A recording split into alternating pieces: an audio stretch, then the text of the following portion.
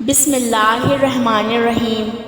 ایسے لوگ جن کا نکاح عالم ارواح میں ہو چکا ہے، جن کے نکاح عالم ارواح میں ہو چکے ہیں، یہ ایک روحانی اور صوفیانی تصور ہے جو بعض اسلامک روایت اور تصوف میں ایک پرسکون اور دل کو چھو جانے والا یقین مانا جاتا ہے۔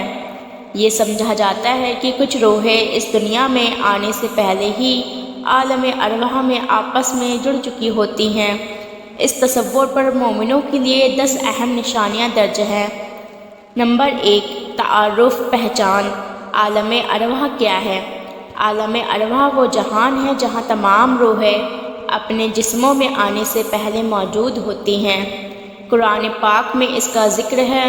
سورہ الاعراف آیت نمبر 172 میں اللہ تعالیٰ نے تخلیق سے پہلے ہی تمام روحوں سے وعدہ لیا تھا، جو اس بات کی علامت ہے کہ عالم ارواح میں پہچان، وعدہ اور تعلق پہلے ہی قائم تھا۔ نمبر 2، ارواح کا آپسی تعارف، پہچان۔ عالم ارواح میں روحیں ایک دوسرے کو جانتی ہیں۔ بعض روایت کے مطابق وہ روحیں جو آپس میں قربت محسوس کرتی ہیں، وہ اس دنیا میں بھی قریب آتی ہیں۔ ایک حدیث میں ہے، روحیں ایک لشکر کی مانند ہیں۔ جو روحیں ایک دوسرے کو اس دنیا میں پہچان لیتی ہیں، وہ آپس میں مانوس ہو جاتی ہیں اور پہلی نظر میں ہی ایک عجیب سی اپنائیت محسوس ہوتی ہے۔ نمبر 3، روحانی نکاح کی حقیقت۔ کچھ روحیں ایک دوسرے کے لیے منتخب کی جاتی ہیں اور ان کے درمیان ایک روحانی عہد وعدہ ہو جاتا ہے۔ یہ ایک خفیہ نکاح یا پیمان جیسا ہوتا ہے جو دنیا کی ظاہری نکاح سے بھی زیادہ گہرا اور مقدس ہوتا ہے۔ نمبر 4، روحانی ہم آہنگی، دلوں کو جوڑنا۔ جب یہ ارواح اس دنیا میں آتی ہے تو ایک دوسرے کو فوراً پہچان لیتی ہے۔ پہلی ملاقات میں ہی ان کے دل با اختیار جڑ جاتے ہیں اور ان کی خاموشی میں بھی باتیں ہو جاتی ہیں۔ نمبر 5، دنیاوی رکاوٹیں اور امتحانات۔ کبھی کبھی روحیں دنیا میں ایک دوسرے سے جدا ہو جاتی ہیں۔ حالات، خاندان، معاشرے کی رکاوٹیں یا تقدیر کا امتحان انہیں دور کر دیتا ہے، مگر ان کے دلوں میں ایک گہری کسک باقی رہتی ہے، جیسے کوئی ادھورا وعدہ ہو۔ امام رضا فرماتے ہیں کہ عشق میں جدائی بھی رحمت ہے، کیونکہ وہ اللہ کی طرف اور بڑھنے کا وسیلہ بن جاتی ہے۔ نمبر 6، دعاؤں اور خوابوں کا وسیلہ۔ ایسی روحیں خوابوں میں ایک دوسرے کو دیکھتی ہیں اور دعاؤں میں بھی ایک دوسرے کا ذکر کرتی ہیں، گویا کوئی راستہ ہمیشہ قائم رہتا ہے اور روحانی تعلق مادی دنیاوی فاصلوں سے متاثر نہیں ہوتا۔ نمبر 7، اللہ کی طرف سے منتخب رشتہ۔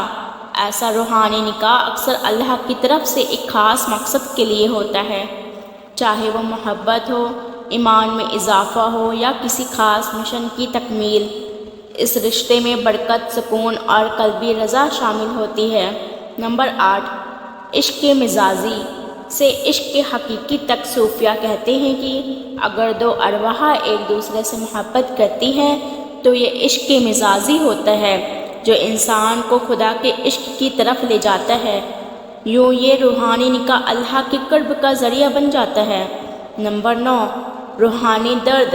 جب ان روحوں میں جدائی ہو جاتی ہے تو ان کا درد عام درد سے زیادہ گہرا ہوتا ہے۔ یہ جدائی روح کی گہرائی سے محسوس ہوتی ہے اور انسان خود کو اندر سے ٹوٹا ہوا محسوس کرتا ہے، جیسے کچھ اندر سے چھن گیا ہو۔ نمبر 10، زندگی میں تکرار اور روحانی وصال۔ ایسی روحیں اگر اس زندگی میں نہ مل سکے تو اگلی زندگی یا کسی اور جہان میں دوبارہ ملتی ہیں۔ بعض صوفیان اقوال کے مطابق جو رشتہ آپ کے نصیب میں لکھا ہوتا ہے وہ کسی نہ کسی جہان میں ضرور مکمل ہوتا ہے۔ اگر دنیا میں نہ مل سکے تو موت کے بعد یا قیامت کے دن وصال پا جاتی ہیں۔ ان کے دل ایک دوسرے کے لیے دھڑکتے ہیں اور کو قربت کے صدقے جوڑ دیتا ہے۔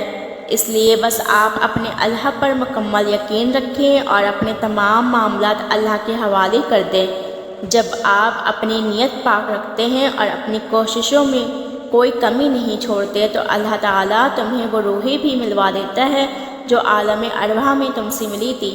یاد رکھو وہ شخص اس دنیا کے بننے سے پہلے ہی تمہارے نصیب میں لکھا جا چکا ہوتا ہے، پھر وہ آپ کی دعاؤں سے مل جایا کرتا ہے، دنیا کی تمام مشکلات کو توڑ کر تمہارے پاس آ جاتا ہے۔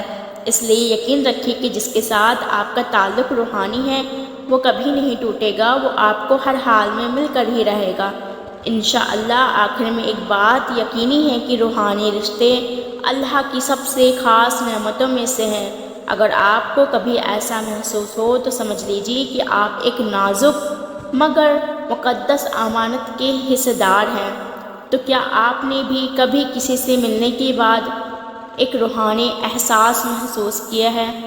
کامنٹ میں ضرور بتائیے گا، اور اللہ سے اپنے لیے اور دوسروں کے لیے بھی دعا کرتے رہیں۔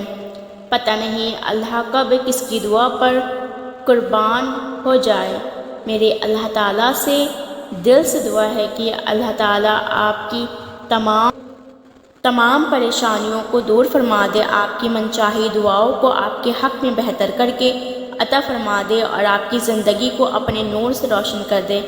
آمین ثم آمین۔ میرے عزیز دوستوں، ویڈیو اچھی لگی ہو تو پلیز ویڈیو کو لائک کر دیجیے گا، اور چینل پر پہلی بار آئے ہیں تو سبسکرائب بھی ضرور کر دیجیے گا، کیونکہ ہم آپ کے لیے اسی طرح کی اور نئی ویڈیوز لاتے رہتے ہیں۔ تو پلیز ویڈیو کو ضرور سے شیئر کر دیے۔ ملتے ہیں نیکسٹ ویڈیو میں، جب تک کے لیے اپنا خیال رکھیے، دعاؤں میں یاد رکھیے۔ اللہ حافظ، جزاک اللہ خیر۔